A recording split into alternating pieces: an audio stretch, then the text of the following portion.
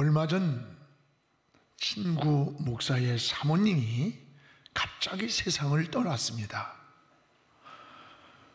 저를 붙들고 울면서 하는 말이, 아내가 떠난 후에야 아내의 자리가 이렇게 소중한 것을 새롭게 알았다라는 고백입니다. 저는 집에 들어가면 자녀들이 반기는데도 불구하고 아무도 없는 텅 빈 집만 같다는 고백이에요. 그렇습니다. 건강을 잃고 난 후에 이 건강이 얼마나 소중한가를 그때서 깨달을 때가 있어요. 몇 개월 동안 성도들이 없는 텅 빈 예배당에서 설교를 하면서 예배가 얼마나 소중한가를 뼈저리게 저 자신도 느꼈습니다. 한 해 동안 이 코로나로 인해서 모든 사람들이 어려운 시간을 보냈습니다. 그럼에도 불구하고 오늘 이 시간 이 자리에 우리가 숨쉬고 생명이 있어서 예배드리고 있는 이 사실만으로도 얼마나 하나님께 감사한가를 고백하게 됩니다. 우리는 감사에 조건이 없는 게 아니라 감사를 깨닫지 못하는 데에 문제가 있습니다. 그래서 우리 생각을 바꾸고 또 깨닫고 보면 모든 게 감사로 보여지는 거예요. 한 해 동안도 우리 주변에 우리보다 더 건강했던 사람, 더 젊었던 사람들이 여러분 여러 가지 사고로 질병으로 앞서간 분들이 얼마나 많습니까? 통계 자료에 보니까 당뇨병 환자가 322만 명이래요. 그리고 1년 진료비가 2조 7천억이 들어가고, 여러분 평생을 살아가는 동안에 35.5%가 암이 걸린답니다. 여러분이 일생을 죽을 때까지 사는 동안에 3사람 중에 하나는 반드시 암이 걸리고 있다는 거예요. 우린 이런 세상을 살면서 오늘도 이렇게 예배드리면서 찬양하면서 감사하면서 하나님 앞에 나온 것 한 가지만으로도 모든 게 감사한 거예요. 하나님은 자기 백성들이 원망 불평하는 사람들이 아니라 감사하며 살기를 원하십니다. 인간의 행복은 이 감사를 깨닫는 데에 있습니다. 짐승은 본능의 욕구를 따라 삽니다. 의식주만 있으면 살아요. 그러나 사람은 그렇지 않습니다. 은혜를 알고 감사를 깨달을 때 행복을 느끼게 되는 거예요. 그래서 감사는 마치 묻혀있는 보배와 같습니다. 우리가 자꾸 캐내지 않으면 눈에 보이지 않는 거예요. 그래서 사도 바울은 너희는 범사에 감사하라고 그랬습니다. 범사가 뭡니까? 우리가 건강할 때만이 아니라 병들었을 때에도, 살릴 때만이 아니라 안 될 때에도, 성공했을 때만이 아니라 실패했을 때에도 감사하는 것, 이것이 바로 범사라고 하는 의미입니다. 그래서 우리가 기도를 드려도 감사로 드리는 기도를 최상의 기도라고 말합니다. 예배를 드려도 감사로 하나님께 예배를 드려야 합니다. 그래서 시편 50편 23편에 감사로 제사를 드리는 자가 나를 영화롭게 하나니 그의 행위를 옳게 하는 자에게 내가 하나님의 구원을 보이리라 그랬어요. 감사로 드리는 제사가 하나님을 영화롭게 한다는 겁니다. 우리가 행복하지 못한 것은 뭐가 부족해서만이 아닙니다. 감사를 깨닫지 못하고 감사할 줄 모르는 마음이 우리의 행복을 빼앗아가는 겁니다. 환경이 행복의 조건인 것 같지만 사실은 풍요와 부와 누리면서도 행복하지 못한 사람 얼마나 많아요. 오히려 행복이 환경이 행복의 조건이라기보다는 감사가 우리 행복의 조건이라는 것을 깨닫게 됩니다. 여러분, 우리는 좋은 환경이 다가오기를 기다릴 것이 아니라 오늘 나에게 주어진 현실과 주어진 환경에서 우리가 감사를 깨닫고 감사를 찾을 때 우리가 행복한 사람이 되는 겁니다. 오늘 말씀은 욥에 대한 사건입니다. 욥이 당한 고난을 통해서 하나님이 주시는 이 고난의 목적이 무엇인가를 잘 알려줍니다. 족장시대를 배경으로 경건한 욥이 당한 그 고통을 통해서 하나님은 세 가지 우리에게 모델을 보여줍니다.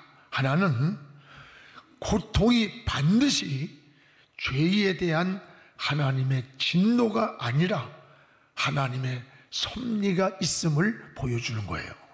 또 하나는 욥이 고통 가운데서도 하나님만 신뢰하고 또 감사를 고백하는 이 신앙의 가치, 이거를 보여주는 거예요.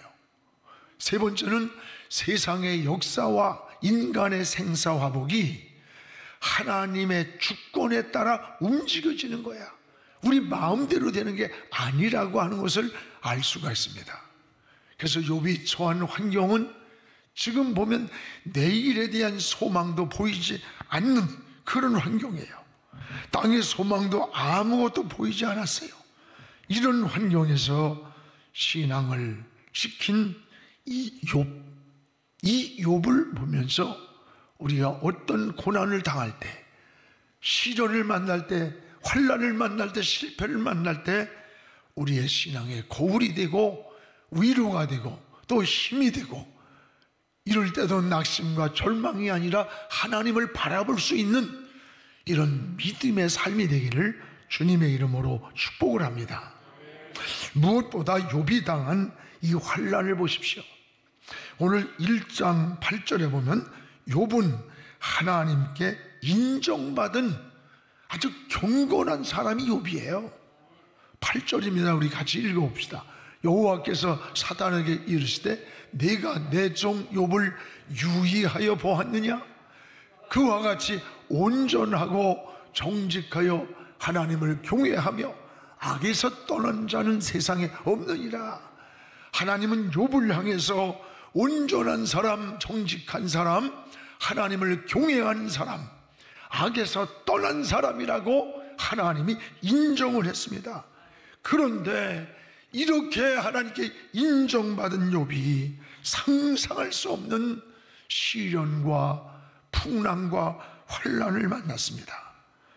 여러분, 욥기서 1장을 읽어보면 우리가 아무리 어려움과 고난과 환난을 당했대 해도 욥과는 비교가 안 돼요.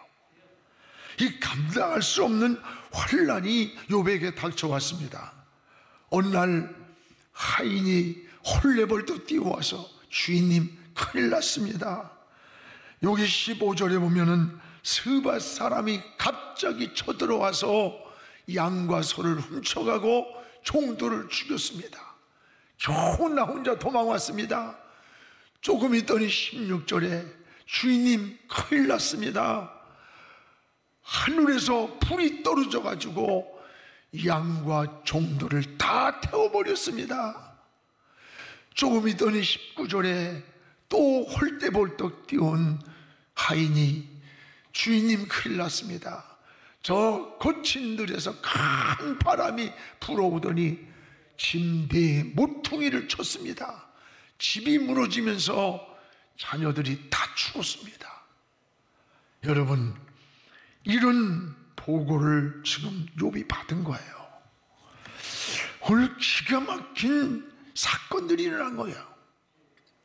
만약에 이 절망적인 보고를 저와 여러분이 받았다고 한다면 여러분 어떤 반응이 일어날까요? 낙심과 절망 정도가 아니에요. 기절날 일이에요. 여러분, 원망하지 않을 사람이 어디 있고 절망하지 않을 사람이 어디 있겠어요? 그런데 이런 환경 중에서 원망하지 않은 사람이 있습니다. 그게 바로 오늘 여러분에게 전하는 욥이에요. 사실 우리가 죄를 짓고 잘못 살아서 고난이 왔다면 어떻게 하겠어요? 하나님 앞에 죄값을 하고 회개했을 거예요. 그런데 욥은 하나님이 인정한 의인이에요. 정직한 사람, 잘못 때문에 온 죄가 아니에요. 이럴 때 많은 사람들이 어떨까? 절망과 좌절과 원망으로 돌변하게 될 거예요. 하나님이 살아계시면 이럴 수가 있느냐? 하나님은 정의로움이 어디 있는 거냐? 하나님은 어디 계시는 거냐 지금? 왜 우리가 이렇게 무서운 환난에 휘말리고 있는데 왜 하나님은 침묵하고 있어? 어디 계시는 거야? 하나님의 정의는 뭐야? 여러분, 여러 가지 원망과 분노가 있을 거예요. 이게 성경에 욥의 아내가 그랬어요. 욥기서 2장 9절에 보면 아내가 하는 얘기예요. 그의 아내가 그에게 이르되 당신이 그래도 자기의 온전함을 굳게 지키느냐? 하나님을 욕하고 죽어라 죽어라. 아니, 하나님이 살아계시면 당신같이 의로운 사람에게 왜 이런 고통이 와? 이런 실패가 와? 그 하나님 욕이나 하고 차라리 죽어버려. 지금 욥은 자기 몸에 악창이 나서 기와 짱을 가지고 몸을 긁고 있는 그 욥을 보면서 하나님의 계심이 이럴 수 있느냐? 그 고통당한 욥을 놔두고 떠나버린 거예요. 여러분, 인간의 사랑이라고 하는 것은 항상 상대적입니다. 내가 사랑한다고 말해도 상대방이 짐스러우면 그건 행복이 이루어질 수 없어요. 우리가 서로 사랑할 수 있을 때 정상적 관계가 이루어지는 거예요. 그러나 하나님의 사랑은 절대예요. 우리가 사랑하지 못할 때에도 우리를 사랑하고, 우리가 사랑하지 않을 때도 우리를 사랑하신 이것이 하나님의 아가파의 사랑인 겁니다. 사랑하는 여러분, 우리가 인생을 살다 보면 꼭 좋은 날만 있는 거 아니에요. 예수님과 함께 갈릴리 바다를 다니던 제자들도 가끔 주님하고 같이 있는데도 풍랑이 일어났어요. 우리가 사는 세상이 365일 늘을 맑고 청명한 일만 있는 게 절대 아닙니다. 환난이 오기도 하고 비바람이 오기도 하고, 이게 인생이에요. 그래서 요한복음 16장 33절에도 너희가 세상에서는 환난을 당한다. 그러나 담대하라. 내가 세상을 이기었노라 그랬어요. 다시 말하면 환난이 없는 세상이 아니라 우리는 환난 가운데 살고 있다는 거예요. 그러나 그 환난을 주님이 이기셨기 때문에 우리가 주님을 바라보고 주님을 따라가고 주님을 의지할 때 우리도 승리하게 되는 거예요. 그래서 우리 그리스도인들은 인생의 문제를 만날 때 동굴로 돌아가는 게 아니에요. 터널을 지나는 거야. 동굴은 들어갈수록 끝이 옵니다. 그러나 터널은 인내하고 참고 가면 새로운 세계가 열리는 거예요. 이게 신앙인의 삶인 거예요. 무엇보다 욥은 이런 무서운 환난 가운데서 하나님께 원망하는 것이 아니라 감사를 고백하는 거예요. 이 욥에게서 배워야 할 중요한 두 가지를 기억하세요. 하나는 욥은 하나님의 주권을 인정했습니다. 21절의 주권이요. 우리 같이 한번 읽어봅시다. 이르되 내가 모태에서 알몸으로 나와 싸운즉 또한 알몸이 그리로 돌아간다 할지라도 주신 이도 여호와시요 거두신 이도 여호와시오니 여호와의 이름의 찬송을 받을지로다. 오늘 이 고백이 뭐예요? 욥은 하나님의 주권을 인정해요. 옷을 찢으면서 지금 약탈을 재산을 당하고 자기 몸에 악창이 나고 자식들이 죽고 집이 무너지고 이런 소식을 들으면서 욥은 하나님 앞에 무릎을 꿇고 그리고 고백하는 거예요.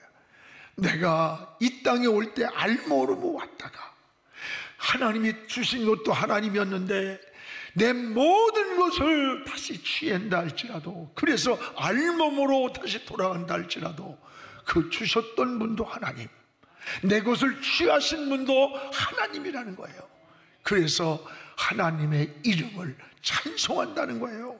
원망하는 것이 아니라, 다시 말하면 생사화복의 주인이 하나님이란 고백이에요. 여러분, 하나님의 주권을 고백하는 겁니다. 우리는 이 땅에 맡겨주신 날까지 여러분 시간도 소유도 또 재능도 생명까지 관리하는 청직이에요. 어느 날인가 주인이 찾으면 우리의 소유뿐만 아니라 생명까지도 내놔야 됩니다. 우리가 살고 싶다고 오래 사는 것 아니에요. 죽고 싶다고 죽는 것도 아닙니다. 하나님이 부르시면 항거할 수 없이 반납해야 돼요. 주인이 아니기 때문에 그래요. 그래서 우리는 늘 관리님을 알며 살아야 돼요. 여러분, 욥이 이런 시련과 고난과 절망적인 환경에서도 절망하지 않고 원망하지 않았던 한 가지 이유가 하나님의 주권을 믿었기 때문이에요. 내 모든 삶은 하나님의 주인이다. 내게 주셔서 누렸던 것도 하나님이 주었던 은혜였고, 내게서 다시 찾아가 내가 알몸으로 남아도 하나님이 가져가셨기에 하나님을 찬송하겠다는 거예요. 이게 신앙이에요. 또 하나 욥에게서 배우는 것은 뭐냐? 욥은 이런 환경에서 하나님께 감사를 고백해야 하는 거예요. 그러나 보통의 감사가 아니라 이걸 3차원의 감사의 고백이라고 말해요. 우리 22절을 같이 읽겠습니다. 이 모든 일에 욥이 범죄하지 아니하고 하나님을 향하여 원망하지 아니하니라. 이 모든 일이 뭐예요? 지금 만난 환난, 모든 잃어버린 소유, 이런 속에서도 욥이 범죄하지 않았다. 하나님을 향해 원망하거나 의심하거나 그러지 않고 하나님 앞에 우리가 찬양하고 감사를 드렸다는 거예요. 사랑하는 여러분, 이것이 바로 욥이 하나님께 드린 3차원의 감사라고 말하는 거예요. 인간적인 생각으로, 인간적인 마음으로는 도저히 드릴 수 없는 감사인 겁니다. 그래서 여러분, 감사도 차원이 달라요. 1차원의 감사가 있습니다. 이건 조건 때문에 드리는 거예요. 무엇 때문에 감사합니다. 자녀를 주셨으니 감사합니다. 승진했으니 감사합니다. 대학을 들어왔으니 감사합니다. 직장을 들어왔으니 사업이 잘 됐으니 감사합니다. 감사의 조건을 깨닫고 드리는 것, 이건 1차원이에요. 이 감사의 조건을 주셨는데도 그걸 감사를 모르고 여러분 산다면 그 사람은 은혜를 모르는 사람이에요. 또 하나는 2차원의 감사가 있습니다. 이건 역경에서 드리는 감사예요. 무엇임에도 불구하고 드리는 감사. 내가 병들었음에도 불구하고, 실패했음에도 불구하고, 지금 내 뜻대로 되지 않음에도 불구하고 하나님이 다시 고쳐주실 하나님, 회복시켜 주실 하나님, 하나님의 선한 뜻으로 인도해 주실 그 하나님을 바라보면서 감사를 고백하는 것, 이걸 2차원의 감사라고 그래요. 여러분, 1차원에서만 감사를 멈추면 굉장히 이 사람은 위험한 신앙이에요. 만약에 사업이 안 될 때, 그때는 어떻게 하겠어요? 여러분이 기대와 꿈꾸는 것이 다를 때, 그때는 어떤 모습이 될까요? 감사가 원망으로 돌변해 버리는 거예요. 여러분, 조건에서만 감사하는 사람은 굉장히 위험한 신앙입니다.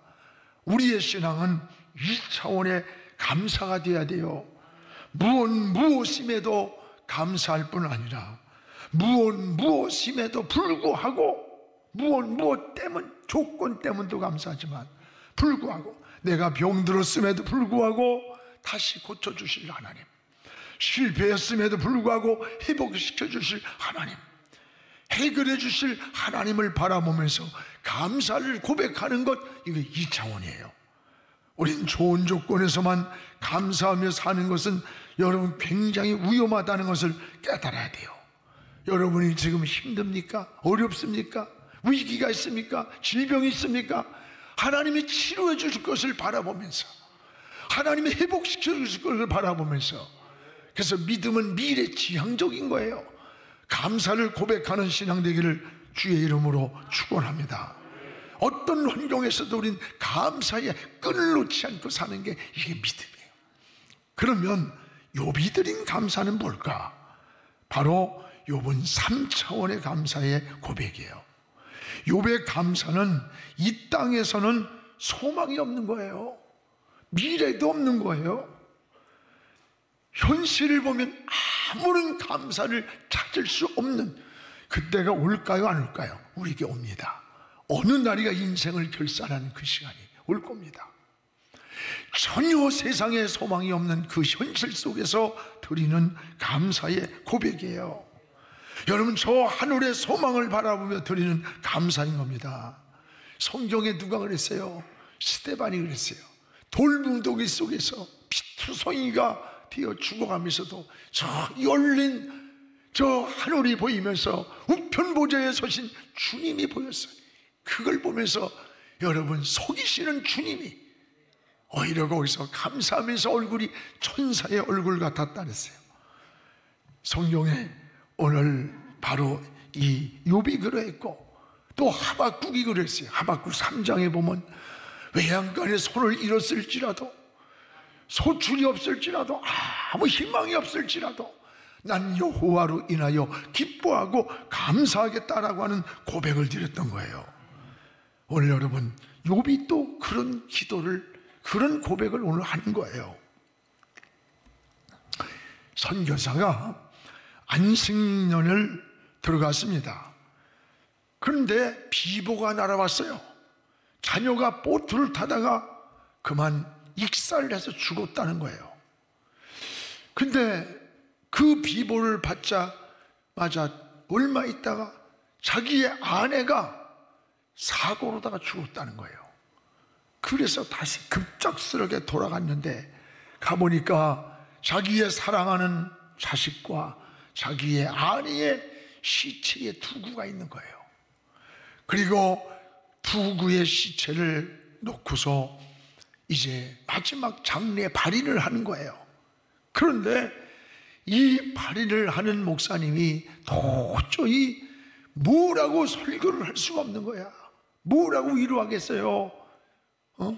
그 선교지에서 한 생을 보내다가 자식이 한순간 잃고, 아내를 잃고, 자식과 아내의 두 관을 놓고, 그때 거기에 목사님이, 선교사님, 당신이 처한 환경과 조건은 지금 하나님을 몹시 원망하고 하나님을 버리고 떠날 수 있습니다. 아니, 다시 돌이키면 오히려 하나님께로 더 가까이 나아갈 수도 있습니다. 어느 것을 선택하겠습니까? 그때 그 선교사가 눈물을 흘리면서 나는 하나님을 더 사랑하겠습니다.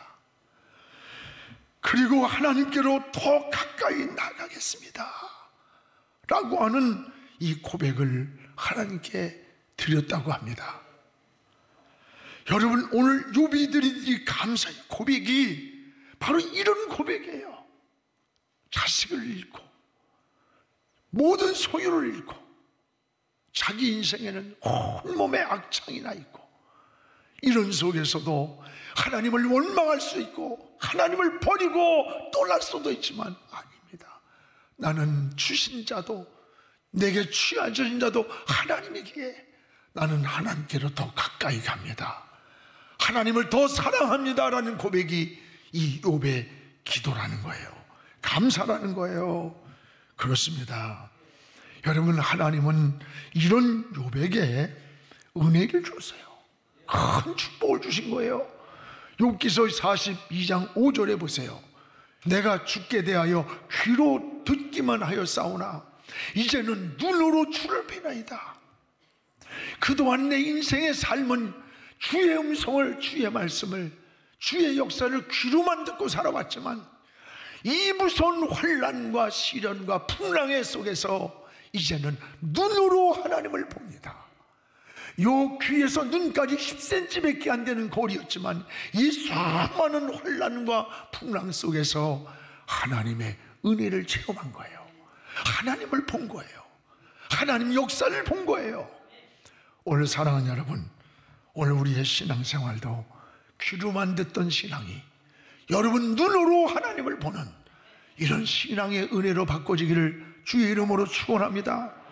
또 하나, 여러분 욥기서 여기 42장 10절에 보면 하나님이 욥이 받은 축복을 우리에게 소개해 주고 있습니다. 10절에 보면 여호와께서 욥에게 이전 모든 소유보다 갑절이나 주셨다라고 했습니다. 하나님은 훗날에 그가 이뤘던 모든 소유에 2배의 복을 줬어요. 2배라는 말은 어떤 숫자적 개념이 아니라 욥에게 남이 상상할 수 없는 그 엄청난 은혜를 그에게 축복을 줬다는 거예요. 모든 환경을 얼마나 축복해 줬는지, 지난날 실패했던 것, 잃었던 것, 일어난 상처가 흘러간 물처럼 기억도 나지 아니할 정도로 하나님이 환경까지 치료해 줬다는 거예요. 사랑하는 여러분, 오늘 우리는 이 추수감사절을 통해서 우리가 다시 한번 소유만 드리는 감사가 아니라 이 코로나로 인해서 어떤 분이 그래요. 목사님, 1년을 다 보내도록 코로나로 지치고 넘어지고 막히고 다 이랬는데 무슨 너무 감사할 게 있어요. 무슨 너무 우리 이번에 추수감사 그냥 지내지 말고 가자고 그래. 난 그분의 이야기 이해가 돼요. 얼마나 힘들고 답답하고 절망과 분노가 일어났으면 그랬을까? 아니에요.